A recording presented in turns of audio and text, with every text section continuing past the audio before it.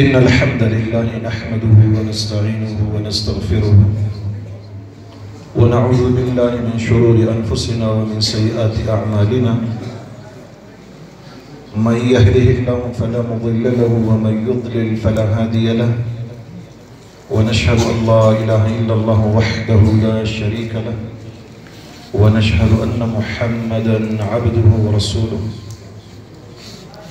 أما بعد فأعوذ بالله من الشيطان الرجيم بسم الله الرحمن الرحيم قد أفلح المؤمنون وقال عز وجل ورتل القرآن ترتيلا وقال النبي صلى الله تعالى عليه وسلم خيركم من تعلم القرآن وعلمه وقال النبي صلى الله تعالى عليه وسلم إن الذي ليس في جوفه شيء من القرآن كالبيت الخرب گر تمی خواهی مسلمان زیستن گر تمی خواهی مسلمان زیستن نیست ممکن جز بقرآن زیستن زماگران و عیزان و محترم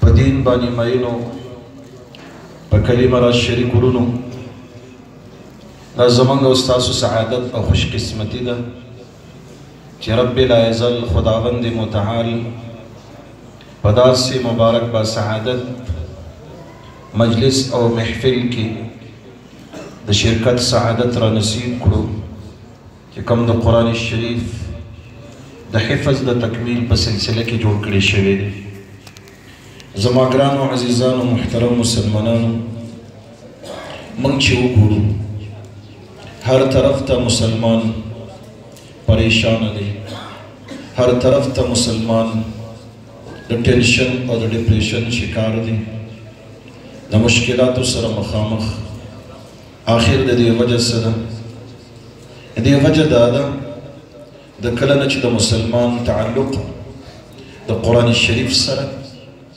د قرآنی تعلیماتو سره د اسلامی پیغاماتو هدایاتو سره کمزوري شوي دي مسلمانان د کمزورۍ سره مسلمانان د دربدرۍ سره مسلمانان د غلامۍ سره مسلمانان د مشکلاتو سره مخامخ دي تر څو پورې چې موږ د عزت کتاب دا اللہ دا کلام پاک قدر نہیں کڑی دا غی سرم تعلق نوی جوڑ کڑی دا غی حقوق اب نوی ادا کڑی واللہ العظیم نہ خوشحالی شتا نہ سکون شتا نہ اطمینان شتا نہ حکمرانی شتا دا غلامی بوی دا دربدری بوی رسول صلی اللہ تعالی علیہ وسلم سوار کس وکال مخ کے خپل امت تا پیغام پریخیو ان اللہ يرفع بهذا الكتاب اقواما ويضع به آخرين كم انسانانو جدا اللہ پا کتاب بانی دا قرآن الشریف پا ہدایات و پیغامات بانی دا اللہ پا احکامات بانی پا دین اسلام بانی عمل کریو دا غیسر تعلق مضبوط ہو اللہ غیت عزت ورکڑیو اللہ غیت ترقی ورکڑیو اللہ غیت بادشاہت ورکڑیو اللہ غیت حکمرانی ورکڑیو تاسو د اسلام تاریخ وګورئ هیڅ با مسلمان مظلوم نو هیڅ با مسلمان د کافر په قید او جیل کې نو هیڅ د مسلمان په کور باندې بمونه نه دي ورېدلي هیڅ په ظلم او وحشت او بربریت باندې مسلمان نه دی شهید شوی هیڅ په وحشت او بربریت باندې د مسلمان ښځه نه ده کونډه شوې د مسلمان بچیان نه دي یتیمان شوي دا وحشت او بربریت دا دې وجې نه دی چې موږ او تاسو د الله د کتاب سره تعلق پرېښی دی زموږ او ستاسو تعلق د اسلامي هدایاتو سره کمزوری دی رسول الله مبارک فرمایلی ویدع به آخرین کوم انسانانو چې تعلق کټ کړی دی الله د تنزل سره الله د خواري او ذلت سره مخامخ کړی دی هر څوک دا غواړي چې الله عز وجل سبحانه وتعالی داغی دنوی ضروریات داغی حاجتنا اللہ پورا کی دا مشکلاتو نے اللہ وساتی د دې یوه نسخه ده، مجربه نسخه ده، اکسیره نسخه ده، مختصره نسخه ده، خرچم پې نه راځي، فیس ورباندې نه راځي. هغه د الله د کتاب سره محبت کول، د الله د کتاب سره تعلق جوړول. د قرآن شریف په سورتونو کې یو سورت دی، سورت یاسین شریف. احادیث مبارکو کې د دې ډېر زیات فضایل بیان شوي دي. په فضایلو کې یو فضیلت دا دی، کم انسان چې د ورځې په شروع کې سورت یاسین په اهتمام پابندۍ سره وایي، الله عز وجل د روزانه ضروریات حاجتونه پوره کوي، الله د مشکلاتو نه ساتي. امام بحقی رحمه الله بحقی شریف کې لیکلي دي، د کم انسان چې رشته نه کېږي، عموما زمونږ ځوانان، زمونږ د معاشرې خویندې لورګانې د رشتې د وجې نه پریشان وي. ملا ته راځي تعویض راکړه، تعویض منکر نه یو، خپل هم تعویض ورکوو، لیکن اصل د مشکلاتو ازاله، د مشکلاتو خاتمه، د ټولو ضروریاتو مشکلاتو حل هغه په قرآن کې دی. کوم انسان چې پابندۍ سره سورت یاسین شریف وایي، الله عز وجل د هغې بندشونه ختموي. نه کاروبار کې بندش راځي، نه جسمانی بندش راځي، نه ظاهري بندش راځي، نه روحاني بندش راځي. ما او تا عموما زما او ستا سوسایټي، زما او ستا معاشره، زما او ستا چاپیریال د روحاني مرضونو، د اثراتو، د شیطانانو، د جناتو د اثراتو شکار ولې دی؟ ځکه ما او تا د هغه کتاب سره تعلق پرېښی دی چې د کوم کتاب د تلاوت د وجې نه، د کوم کتاب د تعلق د وجې نه شیطانان تختی، جنات تختی، سحر جادو تختی، هیڅ شی په تا باندې اثر نه کوي. روایت کې راځي، ابو داود شریف، دیگر کتب حدیث کی روایت راغلی دی، کله چې د الله نوم یادېږي شیطان منډې وهي، شیطان نه راځي. دا شیطانان په موږ او تاسو باندې ولې مستلط دي؟ د هغې وجه دا ده، د الله د یاد سره، د الله د نوم سره، د الله د کتاب سره، د پیغمبر د احادیثو سره زما او ستا تعلق کمزوری شوی دی. دوه حدیث کې راځي، دو شیطانان دي. یو شیطان ډېر زیات پنډ دي، تاسو پنډ ورته وایي، موږ ورته موټا وایي، ډېر زیات موټا وي، تر و تازه وي، ډېر زیات خوشحاله وي. بل شیطان ډېر زیات ډنګر تاسو ورته وایي، کمزوری وي، د هغې رنګ هم ګډوډ وي، طبیعت هم خراب وي. حدیث کې ده دا کمزوری شیطان د دغه مضبوط شیطان نه تپوس کوي، د هغه نه معلومات کوي، و ته ورځ په ورځ باندې موټا کېږي، پنډېږي، رنګ دې تر و تازه دی او ډېر مزېدار یې، خوشحاله یې. آخر وجه څه ده؟ هغه شیطان ورته وایي زما ډیوټي په داسې کور کې لګېدلې ده چې هلته ټي وي، هلته وي سي آر، هلته دا نورې بلاګانې، دا شیطاني آلاتو له لعب، هلته د الله نوم نشته، تلاوت نشته، د الله ذکر نشته دی. د هغوی په هر څه کې ورسره زه شریک یم. حتی هغوی چې ډوډۍ خوري، په دغه ډوډۍ کې مو ورسره شریک یم. چې هغوی روشونه خوري، په روشونو کې مو ورسره شریک یم. د هغوی په کاروبار کې مو ورسره شریک یم. نو ځکه زه ورځ په ورځ باندې ترقي کوم، ورځ په ورځ باندې غټېږم، ورځ په ورځ باندې موټا کېږم. زموږ او ستاسو عموما په آمدن کې، زموږ او ستاسو په معیشت کې، زموږ او ستاسو په تجارت کې، زموږ او ستاسو په کاروبار کې، زموږ او ستاسو په اهل و عیال کې خیر و برکت ولې نه وي؟ د هغې وجه دا ده شیطان په موږ مسلط دی. شیطان ډېر زیات خوشحاله دی چې تاسو کور کې مې ډیوټي لګېدلې ده چې زما ترتیب برابر دی. دا موټا پټ شیطان د دغې ډنګر کمزوري شیطان نه سوال کوي، ته ولې داسې د خدای په قهر باندې ککړې ورځ په ورځ باندې دی کمزوری کېږي او رنګ دې ژېړ پړ دی، دا ولې؟ ورته وایي زه داسې کور کې زما ډیوټي لګېدلې ده چې هلته شب و روز د الله د کتاب تلاوت کېږي.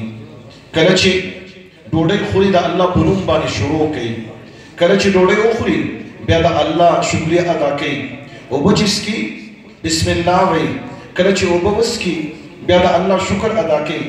د دې ناسته پاسته د دې اوټ نه بیټ نه د دې نشست و برخاست د دې تک او راتک دا هر څه د الله په نوم باندې وي زه په یو شي کې شرکت نشم کولی نه راته ډوډۍ ملاویږي نه راته روش ملاویږي نه راته نور څه ملاویږي زه محروم یم نامراد او نامرامه یم ځکه کمزور یم راځئ عزیزانو من خپل دشمن کمزورې کو موږ خو بل چا سره اعتصاب کو که نه بل څوک څه کوي بز به پای خود گزبن به پای خود هر څوک به د خپل خپې نه رازوړه کړي هر چا سره خپل حساب کتاب کېږي راځئ خپل دشمن چې الله عز وجل ورته دشمن ویلی دی شیطان هغه کمزوري کو موږ داسې اعمال ونکو داسې رفتار ونکو داسې گفتار ونکو داسې چال چلن ونکو چې خپل دشمن ته تقویت او مضبوطی ورکو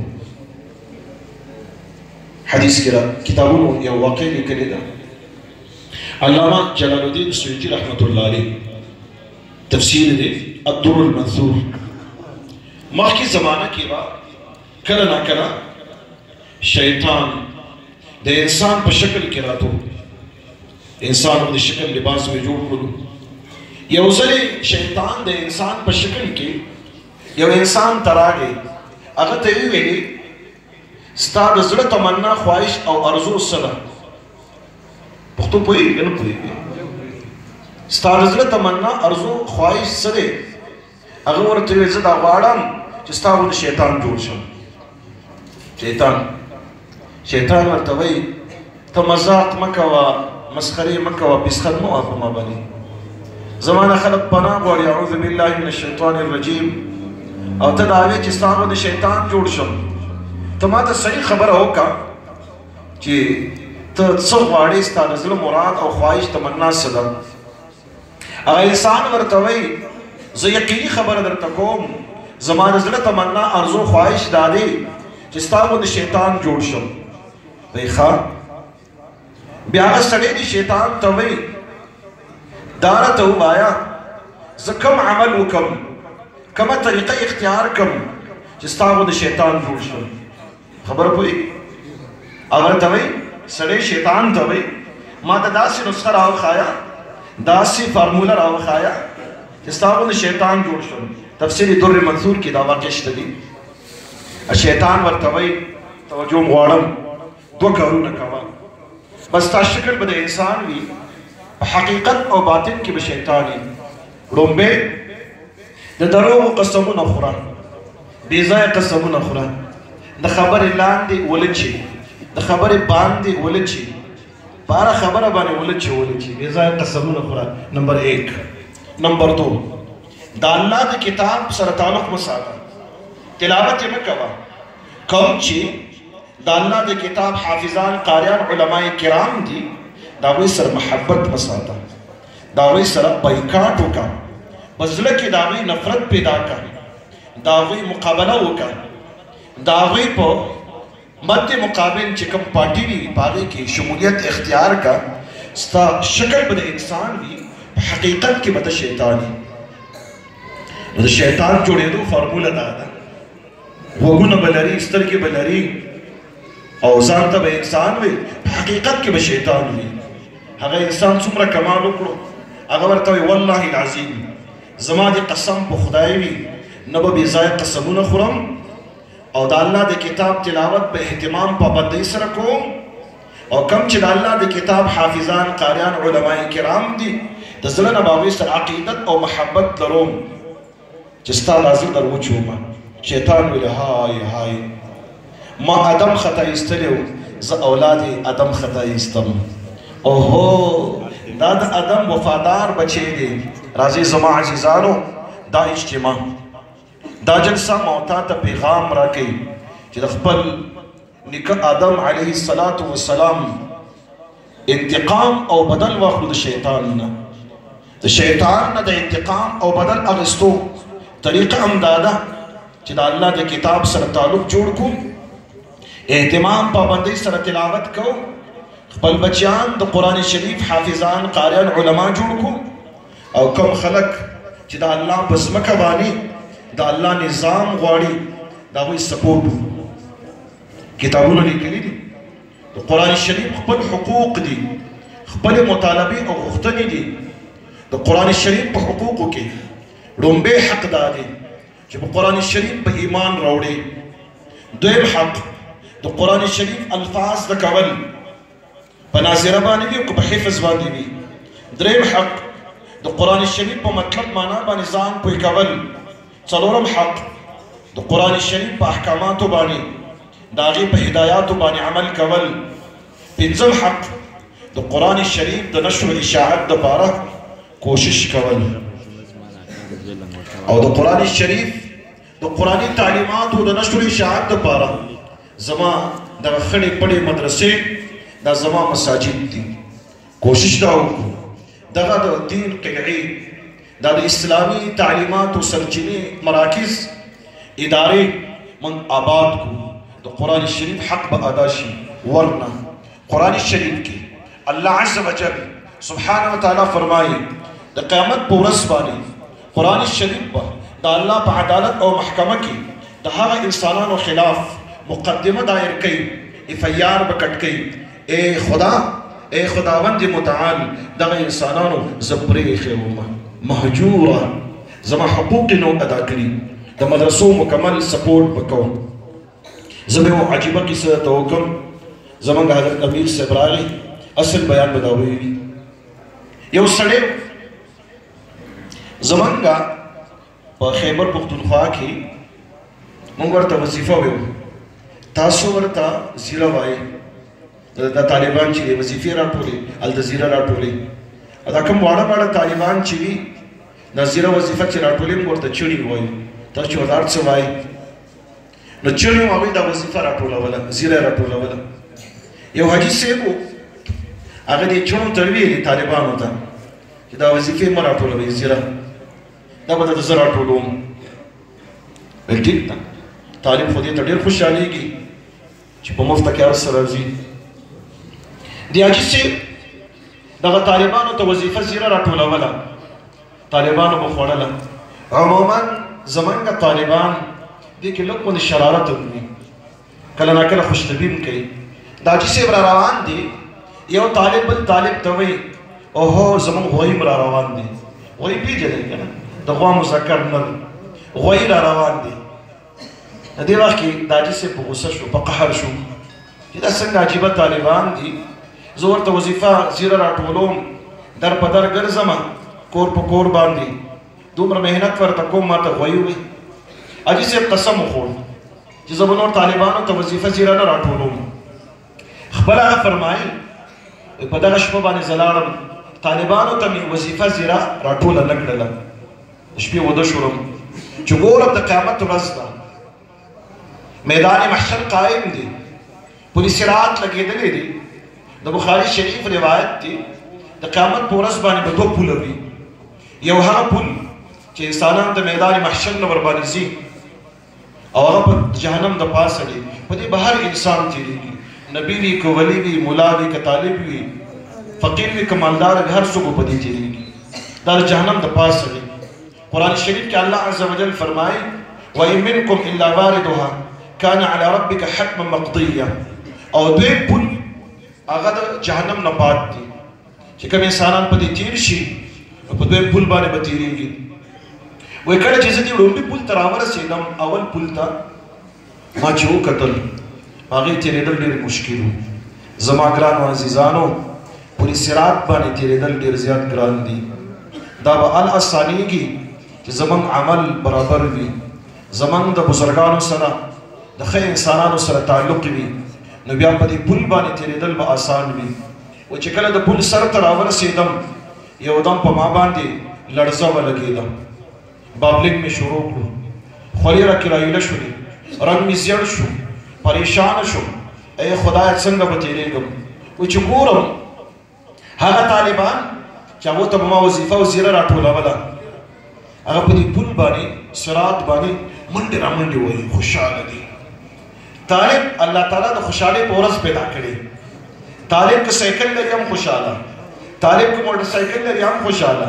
او که طالب هېڅ هم نه لري هم خوشحاله.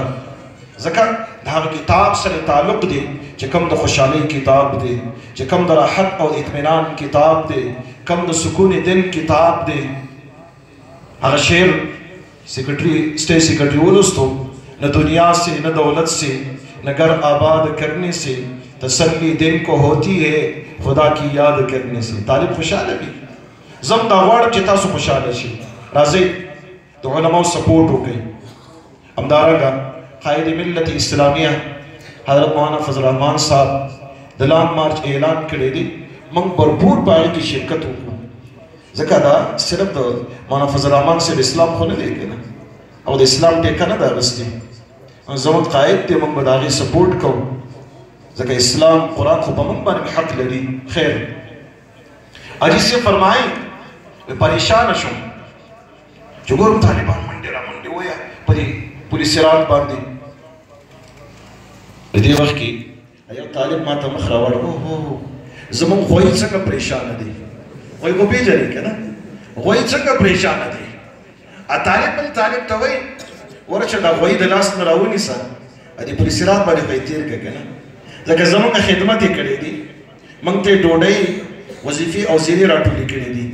زما ګران عزیزانو زما مدرسه زما مسجد زما اداره زما بزرگان تا ته داسې وفادار بچیان درکوي داسې محسنین داسې نمک حلال بچیان درکوي. په میدان محشر کې په مشکل میدان کې هغه سړی هم نه هېروي چې هغې لږه غوندې ډوډۍ څه ټوکړې د طالبانو دپاره ټولې کړې وي. نو کله چې هغه پردی سړی نه هېروي چې معمولي غوندې ډوډۍ ورته راټوله کړې وي هغه به تا هېر کړي. والله نظیم کله وحاشا هرگز هیڅ چرې ته نه هېروي. راځئ خپل بچیان دغه شان ته وفادار جوړ کړئ. وایي هغه طالب راغی زه د لاس نه ونیولم پولیس رات باندې داسې تېر کړلم چې پولیس رات باندې تېر شي بیا خو جنت ته م ځینو. هغه حاجي صاحب فرمایي 2:30 بجې د شپې مې زه راپاڅېدم خوب مې وتښتېدو. طالبانو د کمرو ته راغلم کمرې دروازې وټکه ټک ټک ټک ټک ټک ټک طالبان نه وځي. د حاجي صاحب په سر باندې ټوپۍ نشته دی امامه پټکې نشته چې طالبان زموږ غوی ونې شوي دي. خالق لا یزاله لیکن پرېږدئ اوس ورته غوی وایي نیمه شپه ده بیا هم ورته غوی وایي. طالبان د هغه کې طبیعت برابري که نه. حاجي صاحب ورته وایي زه ستاسو غوی نه یم زه ستاسو خر یم. ولې حاجي صاحب لیونی شي؟ نه لیونی نه یم ما ستاسو مقام وکتو ستاسو درجه ستاسو کرامت الله ما ته راښکاره کړلو. عزیزان من راځئ زه دا غواړم چې تاسو د هغه انسانانو اکرام وکئ د هغه انسانانو سره تعلق جوړ کئ چې کوم انسانان د کرامت خاوندان دي کوم انسانان د عزت خاوندان دي. انشاءالله العزیز د قیامت په ورځ باندې پولیس رات باندې د بجلۍ د پړق په شان نه تېروي.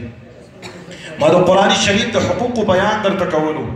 آخري حق د قرآن شریف دا دی چې د الله په ځمکه باندې قرآني نظام قائمول. الله کی زمین پر الله کا نظام. کم انسانان چې د دغې نظام نافذولو دپاره جد و جهد کوي محنتونه او کوششونه کوي په هر مسلمان باندې لازم او ضروري ده چې د هغوی مکمل سپورټ وکړي مکمل د هغوی حمایت وکړي. ورنه داسې تاریخ په در باندې راشي چې بیا به ستا په سر باندې خولۍ نه وي ستا په مخ باندې به ږیره نه وي ستا په بدن باندې به قمیص نه وي ستا په بدن به پرتوګ نه وي. بیا به ستاسو ثقافت ستاسو تهذیب ستاسو کلچر به د هغه انسانانو په شان ته وي چې کوم د اسلامي روایاتو نه د اسلامي کلتور نه محروم دي. تاسو د بخارا تاشقند او سمرقند تاریخ وګورئ. هلته د علوم سرچینې د علومو غټې غټې مدرسې امام بخاري امام ترمذي غټ غټ ائمه محدثین د دغې علاقو پیداوار دي. لیکن هغه خلکو د علماء کرامو هغه خلکو د مدارسو مساجدو د اسلامي خدارو د اسلامي روایاتو قدر ونه کړلو. کم انسانان چې د الله د نعمت ناشکري کوي الله ترې هغه نعمت اخلي. الله ترې نعمت واخیستو. ورشي بخارا ته ورشي ترمذ ته تاشقند او سمرقند ته ورشي برای نام مسلمانان دي. نه په کلمه خبر نه په مونځ باندې خبر نه په اسلامي روایاتو باندې خبر. بیا علوم مصر ته منتقل شو.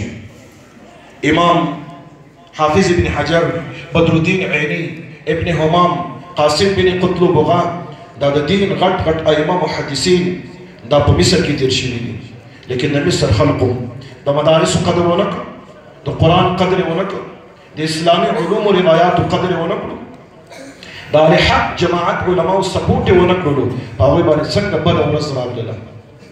تاسو به اورېدلي وي یا به لیدلي وي د بخاري شیخ الحدیث به وي، غټ امام محدث به وي، په مخ باندې به ګیره نه وي، په بدن به قمیص نه وي، په بدن به پرتوګ نه وي، بدلون به اچولی وي، اسلامي روایاتو نه کلچر تهذیب نه محروم. ولې ځکه هغوی د اهل حق علماو حمایت ونه کړ، هغوی د مدارسو د علماو قدر ونه کړ. علوم راغلل بر صغیر پاک و هند ته، هندوستان، پاکستان، افغانستان، کم چې د اسیا ممالک دي، دلته مدارسو، دلته زموږ اهل حق جمعیت علماء اسلام پاکستان د اسلامي اقدارو د اسلامي روایاتو مکمل تحفظ کړی دي. زما عزیزانو دغه مدارس، دغه مساجد، دغه علماء کرام جمعیت علماء اسلام پاکستان والله العظیم دا په بر صغیر خاص طور په پاکستان باندې اهلیان پاکستان باندې یو خصوصي د الله احسان کرم نوازی ده او خصوصي نعمت دی، قدر یې وکړي. والله العظیم بیا به نه مسجد وي، بیا به نه مدرسه وي، بیا به نه ګیره وي، بیا به نه پټکې وي، دغې نعمت قدر وکړي. کتابونو کې لیکلي دي انسان ته د نعمت قدر په دوه وختونو کې معلومیږي. یو دا چې کله نعمت ورته نه وي راغلي، د هغې د حاصلولو دپاره انسان مکمل جد و جهد کوي، انسان مکمل محنت او کوشش کوي. او دویم چې کله نعمت د لاسه لاړ شي. زما ګران عزیزانو راځئ چې د علماو ملګرتیا وکړو. الله عز وجل سبحانه وتعالی به په دنیا کې د هلاکت ګمراهۍ نه بچ کړي او په آخرت کې هم د الله په محکمه، د الله په عدالت کې مختورن نه وي، مختورن نه وي. روایت پاک کې راځي کن عالما او متعلما او محبا او متبعا ولا تكن خامسا فتهلك. یا عالم شه، یا طالب شه، یا د هغوی سره محبت کوونکی شه، یا د هغوی په پارټۍ کې ځان شامل کړه، د هغو په نقش قدم باندې روان شه. که داسې نه کېږي فتهلک، هلاک بشي. زما عزیزانو د هلاکت نه د بچاو څلور لارې دي. ما نه دي ویلي سردار دو جهان افضل الخلائق بعد الله رسول الله مبارک صلی الله تعالی علیه وسلم ویلي دي.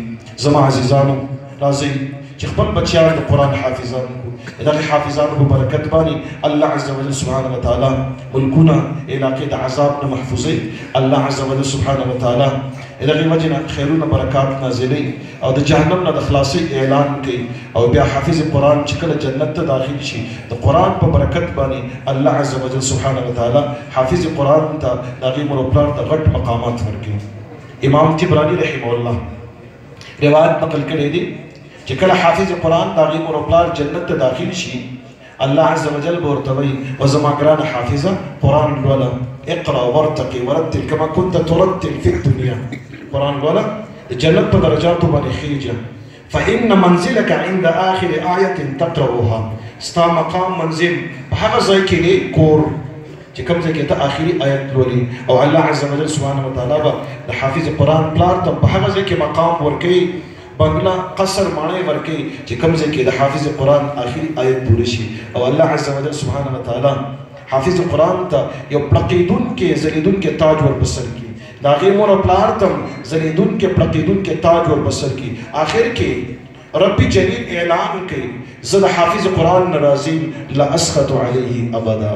هیڅ چل د حافظ قرآن نه ناراضه کېږم. راځئ په دغه مختصره دنیا کې، په دغه بې معنا بې حیثیته بې قراره دنیا کې الله عز وجل سبحانه وتعالی د ځان نه هم راضي کړو، د خپل اولاد دې هم راضي کړو. طریقې همدا ده. په آخر کې چې کوم حافظان دي، حضرت معتمم صاحب دي، استادان دي او دې عزیزان قریبان ټولو ته د زړه د تل د زړه د کومې نه مبارکباد وایم. الله عز وجل سبحانه وتعالی دې موږ او تاسو په صحیح طریقې باندې کامل مؤمنان جوړ کړي. الله عز وجل سبحانه وتعالی د رسول د کلام پاک د دین اسلام محبت پیدا کړي. واقول قولي هذا استغفر الله.